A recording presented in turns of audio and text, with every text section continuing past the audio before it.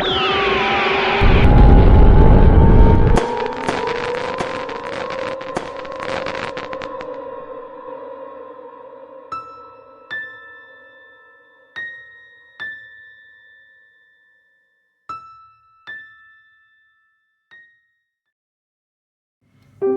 kedalaman hutan tropis yang lebat, di mana sinar matahari hanya berupa titik-titik cahaya yang menembus dedaunan lebat, hiduplah seekor lalat bernama si Peci.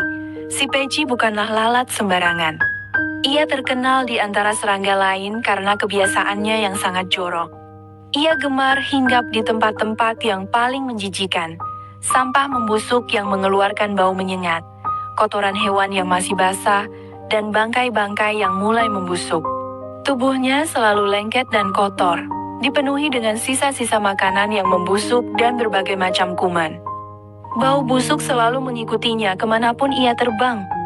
Bau itu bukan hanya berasal dari tubuhnya yang kotor, tetapi juga dari kebiasaan buruknya yang lain. Ia sering muntah dan membuang kotoran sembarangan, meninggalkan jejak menjijikan dimanapun ia hinggap.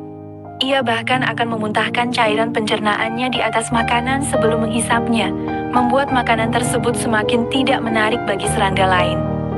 Awalnya, si Peci tidak menyadari betapa menjijikannya dirinya. Ia merasa bebas dan ceria, terbang ke sana kemari tanpa mempedulikan kebersihan. Ia sering mencoba berteman dengan serangga lain, seperti kupu-kupu yang anggun dan lebah yang rajin, tetapi mereka selalu menjauh dengan jijik. Kupu-kupu akan mengepakkan sayapnya dengan cepat, sementara lebah akan berdengung marah dan mengusirnya. Suatu hari, si Peci melihat pantulan dirinya di genangan air jernih. Untuk pertama kalinya, ia melihat dirinya sendiri dengan jelas. Tubuh yang kotor dan kusam, bulu yang lengket dan penuh dengan kotoran, dan mata yang tampak sayu dan tidak sehat. Ia akhirnya menyadari betapa menjijikannya dirinya. Kesepian mulai menyelimuti si Peci. Ia merasa terasing dari komunitas serangga di hutan itu. Ia mencoba membersihkan dirinya, tetapi kotoran yang menempel sudah terlalu membandel. Ia mencoba mengubah kebiasaannya, tetapi kebiasaan joroknya sudah mendarah daging. Kemudian, ia bertemu dengan seekor kumbang yang sangat bersih dan rapi. Kumbang itu menjelaskan pentingnya kebersihan dan bagaimana kebersihan dapat meningkatkan kualitas hidup. Kumbang itu juga mengajarkan si Peci cara membersihkan diri dengan benar dan memilih tempat hinggap yang lebih bersih. Perubahan tidak terjadi dalam semalam. Si Peci seringkali tergoda untuk kembali ke kebiasaan lamanya, tetapi ia selalu mengingat betapa kesepiannya hidup tanpa teman. Perlahan-lahan, ia mulai berubah. Ia membersihkan tubuhnya dengan tekun, memilih tempat hinggap yang lebih bersih, dan berusaha untuk menahan diri dari kebiasaan buruknya. Lama-kelamaan, tubuh si Peci menjadi lebih bersih, bulunya mulai berkilau, dan bau busuk yang selalu mengikutinya mulai hilang.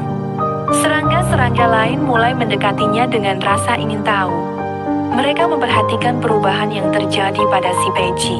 Perlahan-lahan, si Peci mendapatkan teman-teman baru.